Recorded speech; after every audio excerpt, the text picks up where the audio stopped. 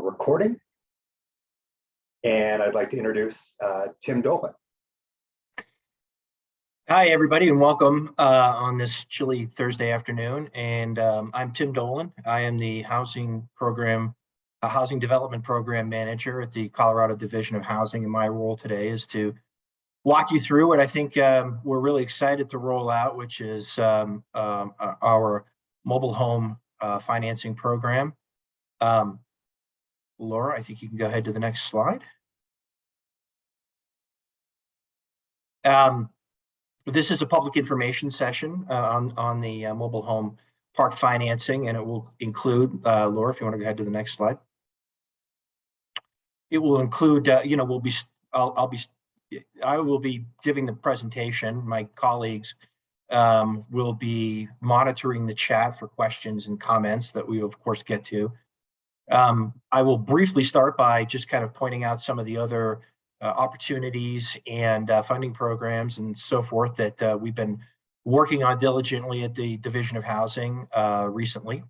The bulk of the presentation, of course, will be about the Mobile Home Park Resident Empowerment Loan Fund, as described by the Senate Bill 22-160, which really contains two parts: a revolving loan fund and information about technical assistance and stabilization grants.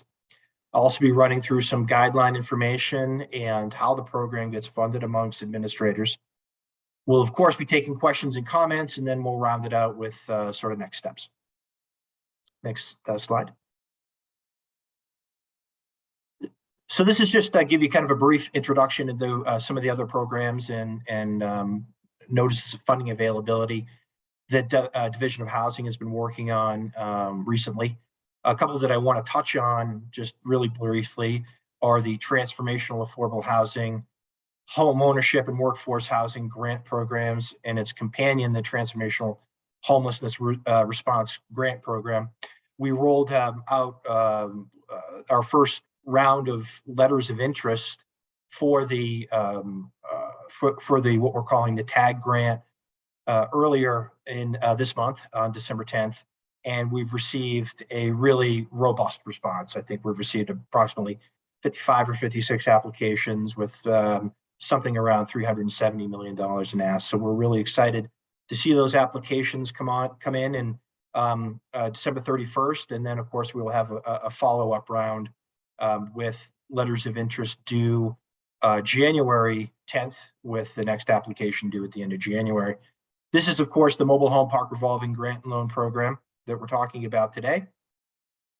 And in early January, I hope we'll be rolling out information on a Transformational Affordable Housing Revolving Loan Fund that will be part of the legislation for Senate Bill 22-159. Next. So, and just, by way of, if people would like more information on any of these notices of funding availability, please look at our website under that tab for responses and notices of funding availability, or reach out to any Division of Housing staff. Next slide. Today, of course, we're talking about mobile home parks. The impetus of this is Senate Bill 22-160, which was the Mobile Home Park Resident Empowerment Loan Fund, or the bill that laid that out. Again, we'll be talking about a couple of different programs here, subject to two NOFAs that have recently gone out: the Mobile Home Park Acquisition Fund, and then funding that will be available for mobile home park resident technical assistance and stabilization grants. Next slide. So this might not be new information to the folks on the call, but I think it's important to go through a little bit of the background of sort of how we got there, how we got to where we are with this call today and the Senate bill. As many people are aware, mobile home parks are a significant part of the unsubsidized affordable housing landscape in Colorado. According to DOH, there are 731 registered mobile home parks in Colorado, almost 48,000 of which are owned by residents, and an additional 4,500 or so that are rentals. So Certainly, it's a large part of affordable housing in Colorado. We could certainly say that mobile home park residents did experience challenges, but those were only before COVID, but those were only exacerbated by COVID. One of the ways that folks have been, that mobile home residents have been trying to purchase or run their own mobile home parks is through the resident-owned community model, which has certainly been utilized here in Colorado. As we know, this helps to retain the affordability for mobile home residents and provides them self-determination so that mobile home parks cannot necessarily get sold out from under them. We hope that this will be a part of folks being able to purchase their own mobile home parks, whether it be through a resident-owned community model or some other model, both of which are eligible under this program. Recently, of course, there have been new laws that have gone into effect in Colorado that have helped mobile home park residents, as enumerated here. The mobile home park resident opportunity to purchase law that was passed in 2020 and then improved in this past legislative session through House Bill 22-1287, the protections for mobile home park residents. Previously, following COVID, there was an affordable housing transformational task force, which was convened in Colorado and came up with a number of recommendations for affordable housing funding in Colorado. And mobile home park finance was certainly one of those recommendations. And that is what led to the passage of Senate Bill 22-160 in May of this year, which is sort of the subject of this call today. Next slide. So just an overview of the opportunity that I'll be talking about today. Again, it's the Mobile Home Park Acquisition Fund and the Technical Assistance and Stabilization Grant opportunity. We're talking about roughly $33 million in available funding for the combined programs. Next slide. So I'll kick it off by talking about the revolving loan fund. I'll give you a little bit of what we envision for the structure, and then we'll talk a little bit about the guidelines. I would preface by saying that thus far the guidelines and the structure are of course not set in stone, and that's a big part of the reason for us taking sort of public comment today. We think we've come up with a good offering for the revolving loan fund and the companion grant situation, but certainly we'll be taking questions and comments on that. So first of all, with regard to the structure, this is not a program that the Division of Housing will be running or managing. We'll be seeking administrators to run the revolving loan fund, at least 2 and as many as 3. However, if it really turns out that there's only one qualified candidate out there, then we can utilize just one candidate or one administrator for the revolving loan fund. Excuse me. In terms of qualifications, of course, we're looking for an organization, a nonprofit organization that has the operational capacity to not only originate mobile home park loan loans, but can also really manage the program from beginning to end of a loan. So all the way from origination of a loan all the way up to closing and servicing of the loan. So from that extent, of course, we're looking for proficiency in financial management, underwriting, dealing with loan documents, public reporting systems. Importantly, we're looking for the ability for administrators to be able to help leverage funds into any particular loan transaction or the fund itself. Certainly almost $24 million that's available for the revolving loan fund is a substantial amount of money. I think we can all understand that in today's environment, the cost of financing mobile home parks, $24 million doesn't necessarily go a long way. However, leveraged with other resources, we can have a significant impact So from that respect, we're really looking for experienced administrators who have a track record of being able to not only manage a program, manage a fund, but can deal with other financiers as well. Lastly, I have the word evergreen there, and that's from the legislation itself. Really, that just means that these are loans that will be required to be paid back, right? In order to replenish revolving loan funds that are out there so that they can be utilized in the future. Next slide. So one of the features of the revolving loan fund that we're offering here that is somewhat different than some of the other programs that we've approached in the past is that we're really looking to be able to offer two funding options to work with administrators. There is one is the performance grant, and the other is a guidance line of credit, and I'll give a little bit of information on each. A performance grant really just looks like the Division of Housing through the fund or through the funding that's available through the legislation, making a recoverable grant that capitalizes an organization's own loan program. They will be able to come up with, that organization will be able to come up with its own guidelines, subject to, of course, what we require by way of contract. We'll be distributing funds in tranches depending on performance, which is to say, we won't necessarily grant all the money out at once. However, we will grant out certainly enough to be able to cover what a organization looks like it has in its pipeline, but we probably won't put it all out there just because we want to be able to make sure that we're being good stewards of the money in terms of how we're letting it out. The grant term initially will be 5 years, and of course we see that as a renewable, and we expect it to be renewed. However, we are putting an initial grant term on it of 5 years. We will be expecting a 50 basis point grant amount payable by the administrator to DOH that serves as an administrative fee for the Division of Housing for us to be able to run the grants and manage the asset management part of the grant and the contract. So in terms of repayment of loan payments, those amounts will not necessarily be required to be remitted back to the Division of Housing during the grant period.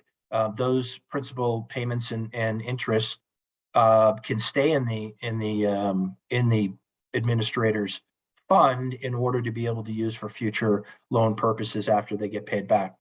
Importantly, if an administrator chooses the performance grant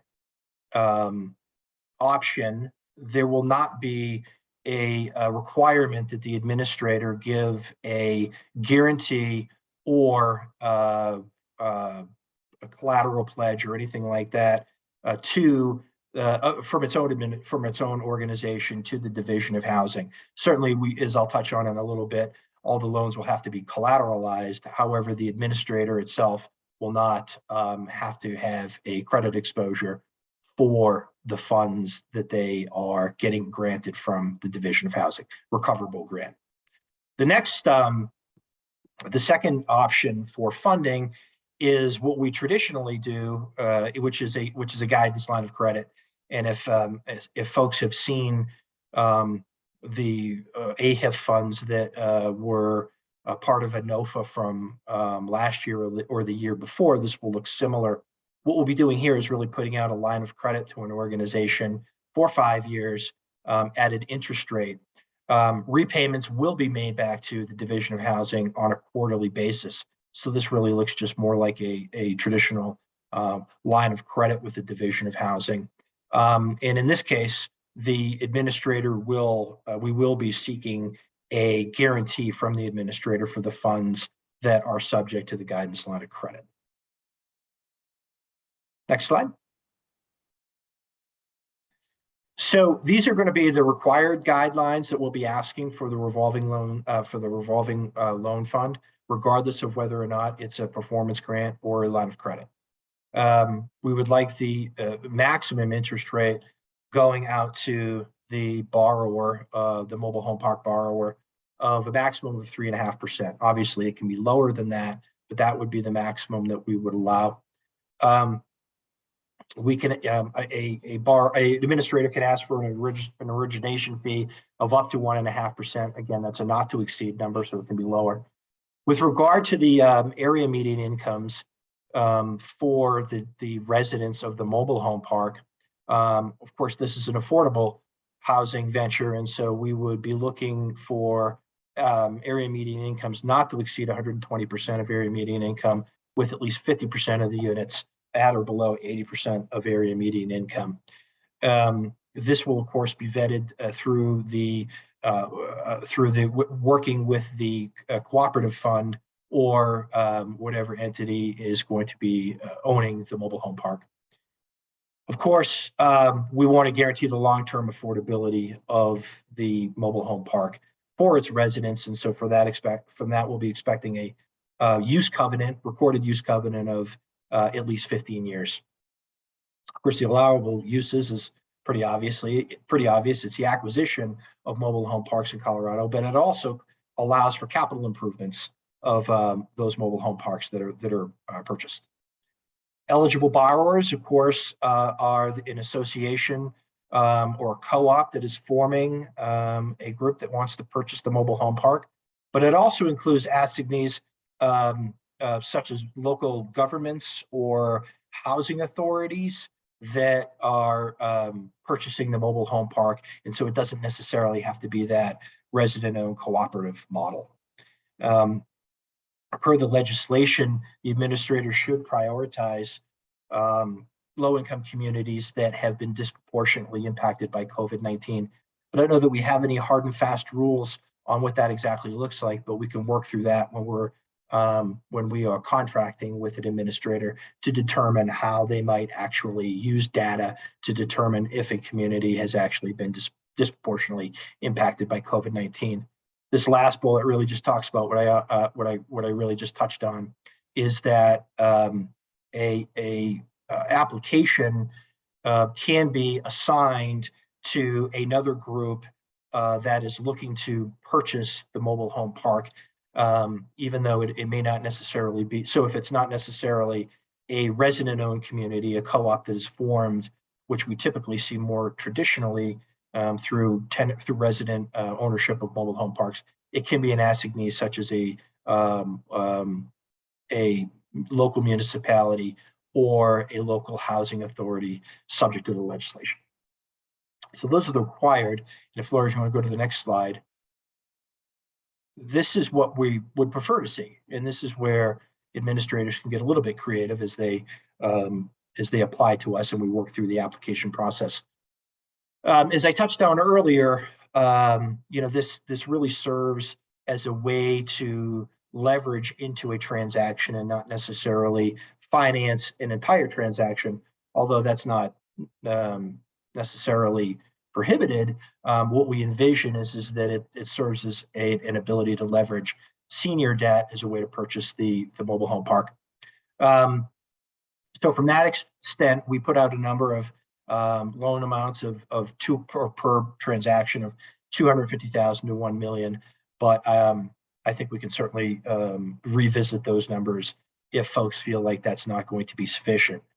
As any prudent lender knows, we'd like to be able to make sure that there's the ability for the mobile home park to be able to service the debt. So from that extent, we're looking at a debt coverage ratio all in of all debt of 1.05. Again, these are the sort of the preferred metrics that we're asking for, preferred terms. We'll be certainly looking for a deed of trust or security interest on the project assets, although we don't envision necessarily a senior deed of trust. A subordinate deed of trust is certainly going to be acceptable. We put down there a maximum loan to cost and loan to value of 90%. I think we can revisit that as well. In my experience, the maximum loan to value has not really necessarily been a sticking point in some of these deals, but to the extent that it is, we can revisit that as well. In terms of repayment terms for the loan, for the sub notes as we call them, that administrators will be putting out there. This is where we can get a little bit, we can look at the transactions, or the administrator, I guess I should say, can look at the transactions and determine what repayment is going to be, or what repayment terms are going to be most advantageous or necessary for the deal. That can include deferred payment structures and the like. Of course, we would want to see normal due diligence done on a mobile home park transaction, and so for that extent, we'll be looking for we expect that the administrator will be looking for appraisals, other third-party reports such as phase ones, and capital needs assessment to the extent that there is going to be any improvements done to the park. We'll be asking for 3 years historical financial statements, copies of federal tax returns for the mobile home park, which is to be financed if those are available, and other typical sort of due diligence items. Next slide. So now we're going to shift gears a little bit and talk about the technical assistance and stabilization grants that will be part of this. Andrew, I see you have your hand up. Are you looking for me to? Yeah, I was just, there are a few questions in the chat related to the acquisition or the revolving loan fund portion. So maybe it's a good opportunity to go over a couple of the questions that folks have raised. Let's do that. And or feedback. So thank you all very much.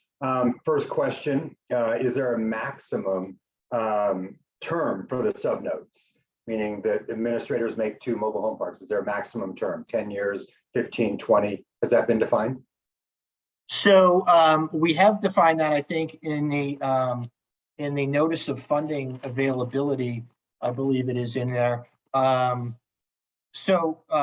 if it's not in there, I think what we would want is a maximum term. And again, we're trying to be flexible on this, but I think we would probably be looking for something that is concurrent with the senior debt. I've seen terms that are, around 10 years, but 15 years is probably not unreasonable. 20 years is probably stretching it, but it won't be on the shorter end of the spectrum. I think we'll be at least 10 years would be sufficient. 15 years is probably okay. Thank you. Next question.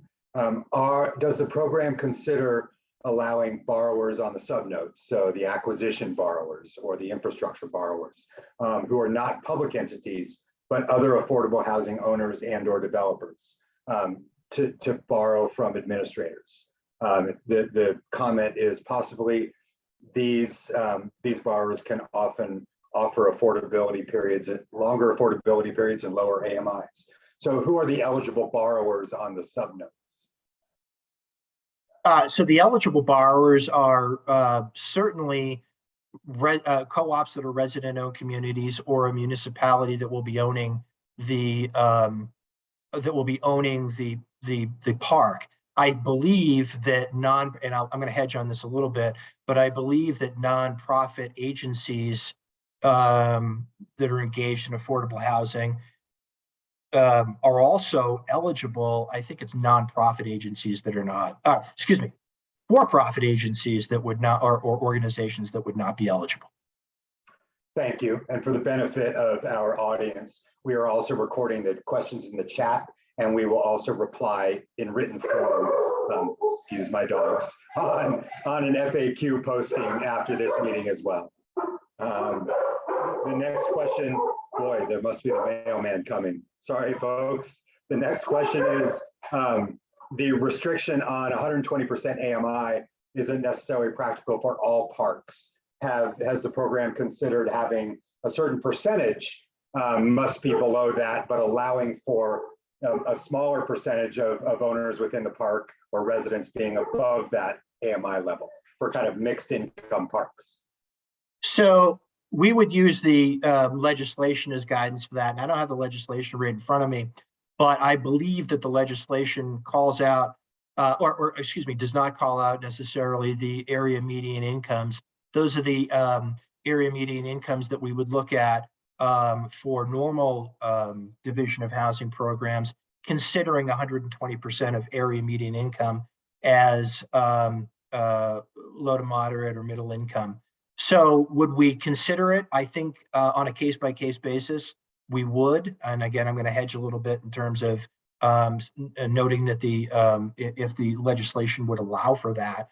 But if some of the residents were over 120% of area median income, but there was a substantial amount of the residents that were low to moderate income, I think we would consider that on a case-by-case basis. I think it might require some sort of waiver of our guidelines, but we would certainly consider it. Thank you. There are a couple more here that I'm going to hedge on your behalf that we will definitely respond to in writing. A question about how long the contract period is, 5 years, and what happens after that 5 years, as well as it relates to the payment of the administrative fee for the performance grant. So stay tuned for a written response on that, as well as how does the division or statute define long-term affordability? Is this household income upon resale of the homes or lot rent? So I think that probably will be addressed in a written response or definition addition to the NOFA. Yes. And then last one, I think, before we move on, and I think you touched on it. A commenter asked if loan funds would be available for their co-op owned park to do a $3 million infrastructure upgrade. So, agnostic to the amount, but are infrastructure upgrade loans an eligible use? Yes, certainly. Infrastructure, any other sort of, which for a mobile home park acquisition, typically what we see in terms of the need beyond the acquisition funds themselves is actually infrastructure and so forth. So yes, that's eligible. And then last question was the Senate Bill 160 provided grant as well as loan options for purchases. And I think that's a good segue into your next section here on stabilization and technical assistance grants. Thank you. Yeah, it's a good opportunity for us to shift gears here into the second NOFA, which has to do with the other couple parts of the Senate Bill 22-160, which calls for technical assistance and stabilization grants. Just going to the bottom here, again, these aren't numbers that are set in stone, but we think that having about $9.5 million available combined for the technical assistance and the stabilization grants will provide sufficient impact. Again, for this, we're looking for we envision separate administrators, but it doesn't necessarily have to be a separate administrator to be able to provide technical assistance to entities that are looking to purchase a mobile home park. Residents of mobile home parks are often need some guidance and technical assistance in forming co-ops and the ins and outs of purchasing a mobile home park and organizing into a community and into a co-op. And so the bill calls for being able to provide agencies that can provide this sort of technical assistance with funding to be able to do that.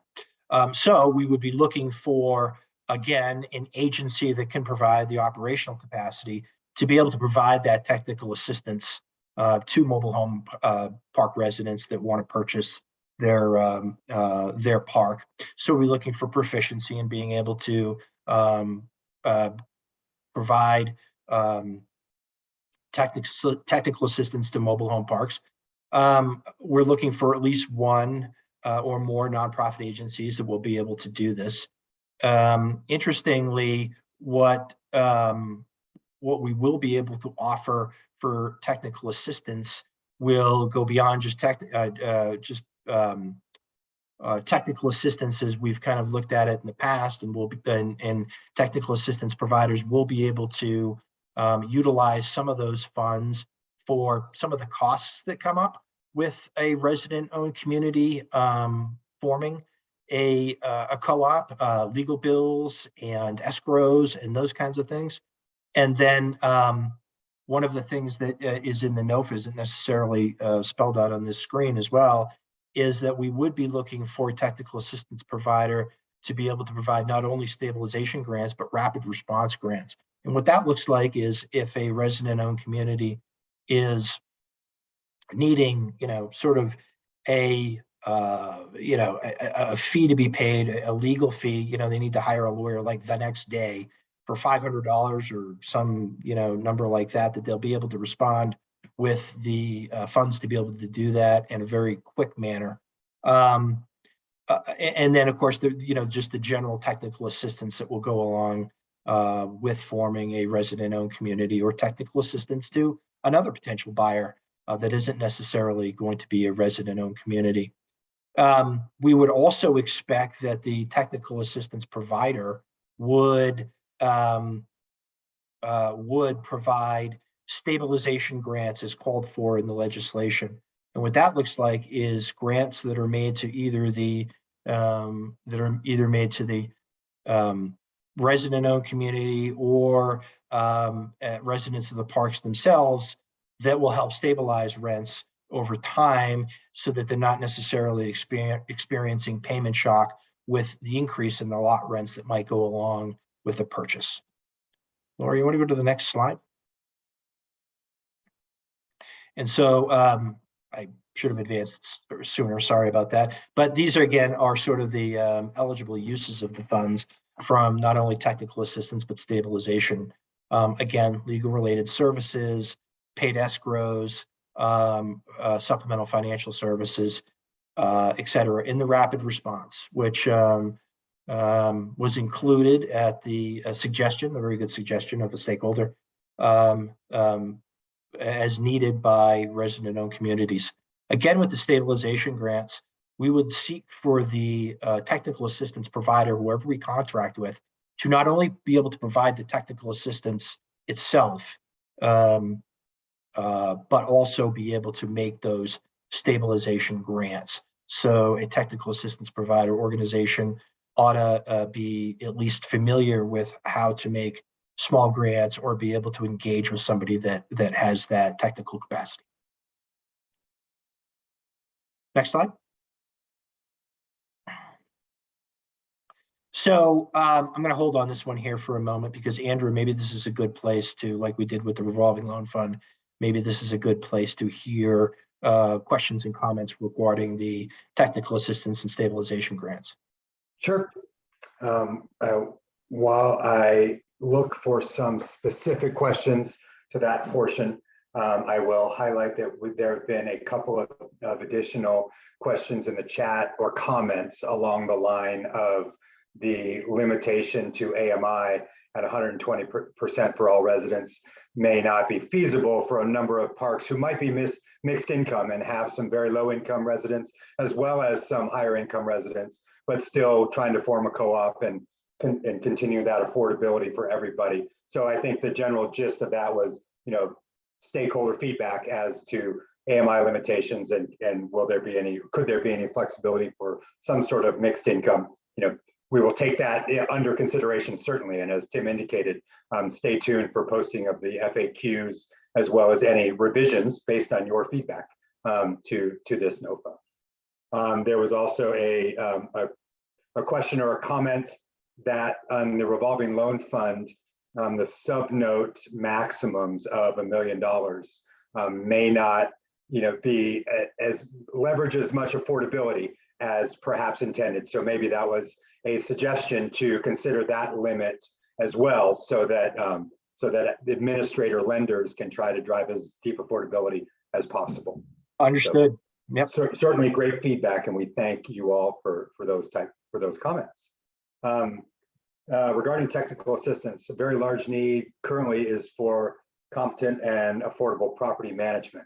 Can grants be available for building up property management proficiency, perhaps for some of these newly acquired resident-owned communities? So my sort of qualified answer of that, and again, we'll put this in the FAQs and we'll get a written response to this. But my feeling is that that's certainly engaging and training competent property management certainly falls under the category of technical assistance. Whether or not those funds can be utilized to pay the property management on an ongoing basis, I don't know about that. I think it's from an operational expense standpoint, it's probably more borne by the park, but certainly as part of the technical assistance portion of it, I think that would probably be right. But again, that's a qualified answer. We'll get a solid determination for you and put that in the FAQs.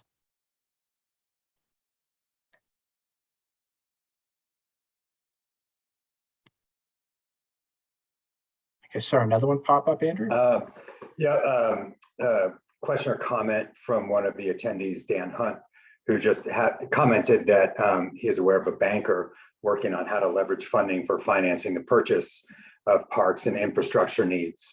So Dan, if you wouldn't mind putting your email address in the chat, I'm sure that type of connection or resource would be valuable to our housing development staff here at the Division of Housing to maybe work on getting some some ideas from folks out in the community. And I see you did that. Thank you.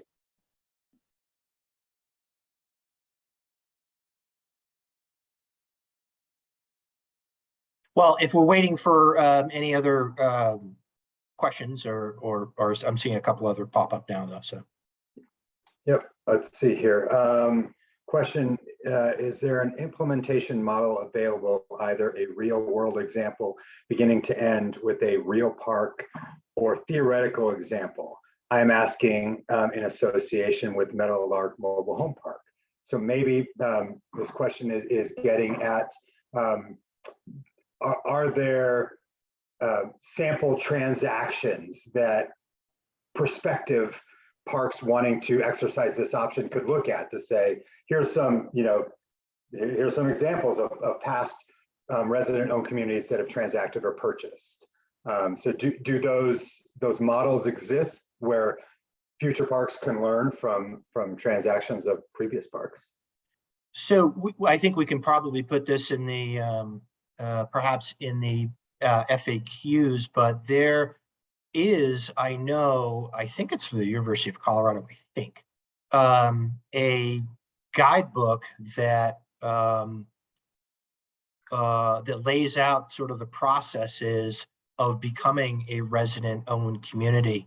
And I got that information from a colleague that works here at DOH, so I think we could probably locate the link to that and put it in the FAQs if we can, if we're allowed to do that. But the answer is yes, there are examples out there that describe resident-owned communities, and certainly there are CDFIs and other organizations that have been working on this for a number of years that can provide examples. Thank you. Another comment that one of the attendees indicates they're in a current resident-owned community and the property management aspect isn't going as well as it could.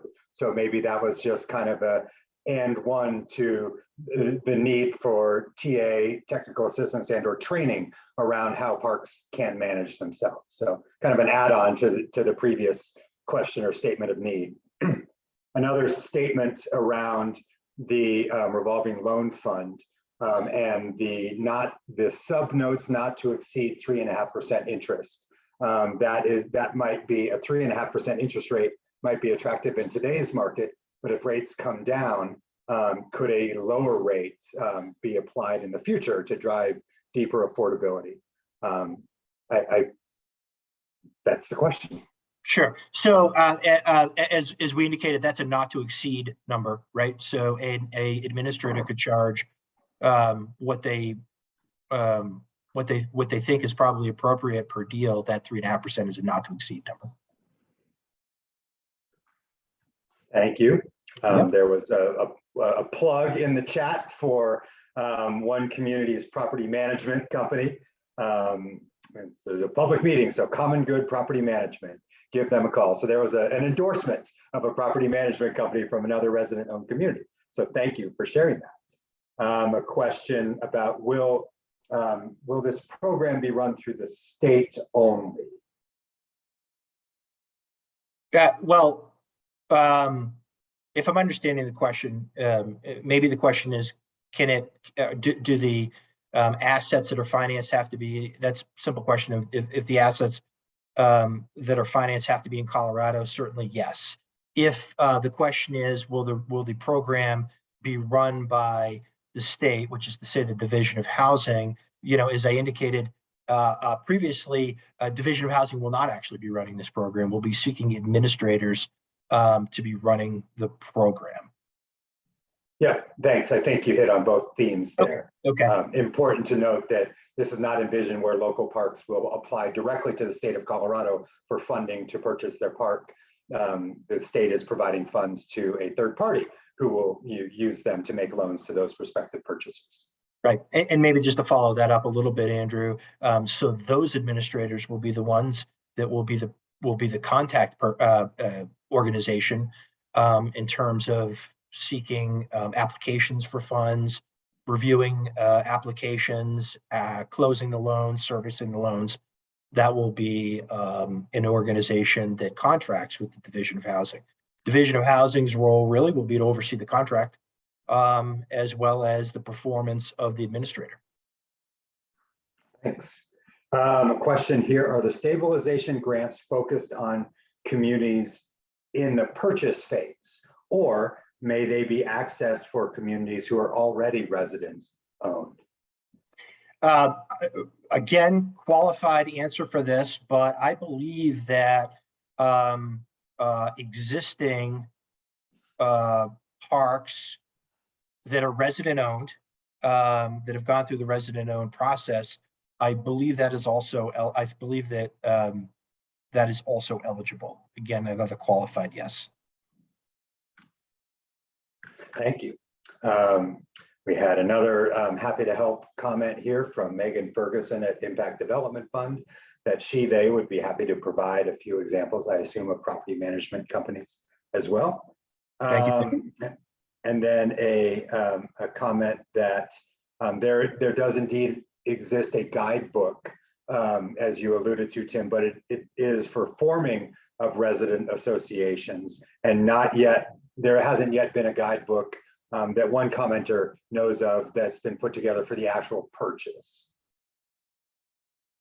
Oh, I see. Okay, so it's for the formation of a co-op, and there are probably not guidebooks with regard to how to purchase it. That's certainly where I think the technical assistance portion comes in. Yep, and that again, from the very previous commenter, is a great question and thing to point out, that perhaps something like that could be put together and available for future groups to see in terms of how the actual numbers might line up. And then specifically, if such a guidebook were created, another commenter points out or asks, could usage of these new programs be layered in there to see how they can be effective for future transactions? And that's a great idea. Sure.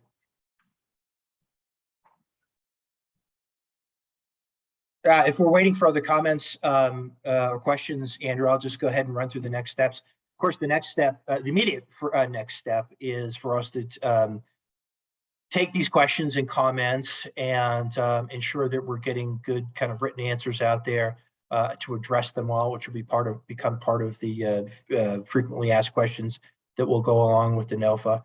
And again, another plug for the website. Any updates to the NOFA or any information will of course be on that website. So that's a good place to go and continue to look for information if there are changes.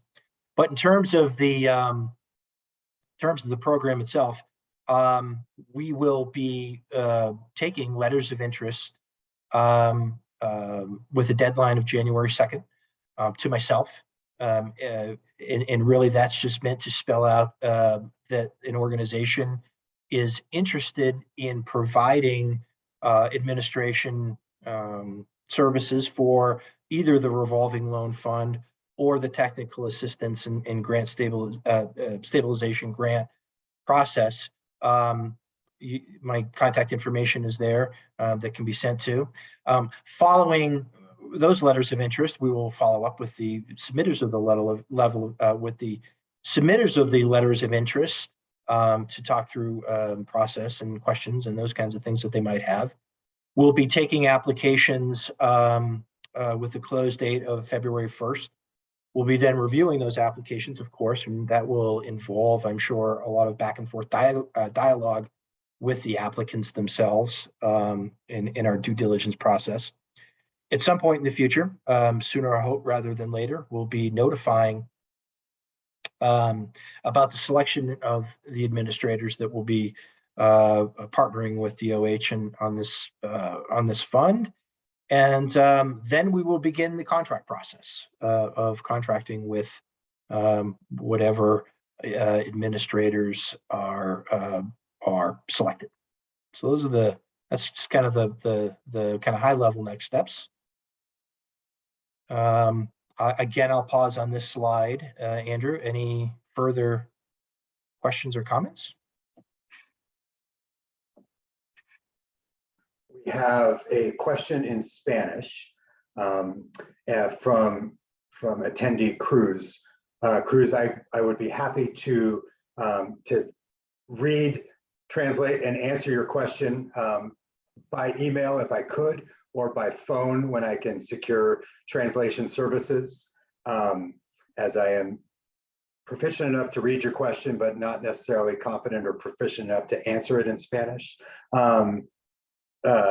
So if you could, please type in your email address so I can reply, or your phone number so we can call you back.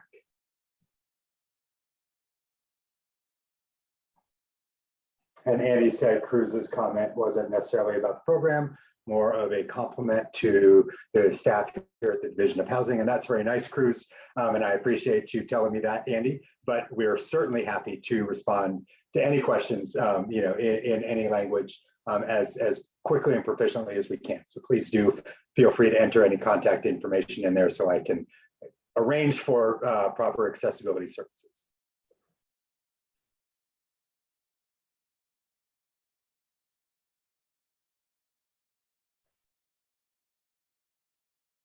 There is a further comment about third-party administrations and resident-owned communities, and that oftentimes rules and regulations approved by resident-owned communities set them up to fail. That's certainly just a comment. Everybody has different experiences, but I do think that steps right into what I think is a good thing, that some of these technical assistance grants are available so that resident-owned communities have access to expertise to help set them for success.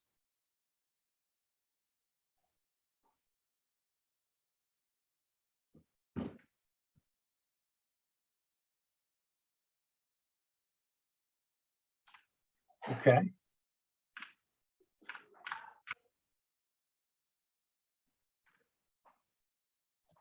Looking for additional questions.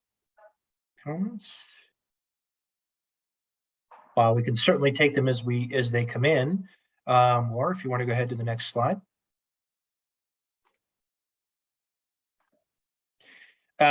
This is just some information on staying informed. We would obviously love for anybody on the call or anybody just in general to visit the Division of Housing website, and in particular the section for open requests for applications, and I think there are a number of them out there right now. And then, of course, just general DOH updates. Here is a link to subscribe. Andrew, how are we doing on time? I don't have a clock in front of me. We are at 2:49. Okay. And perhaps we can any additional questions. Last call for questions or comments. If not, next slide, Laura. Here's my contact information, and please feel free to reach out to me with questions or comments, and we will address them as much as we can. With that, I will say thank you, and I hope everybody has a safe and restful holiday season. Thank you.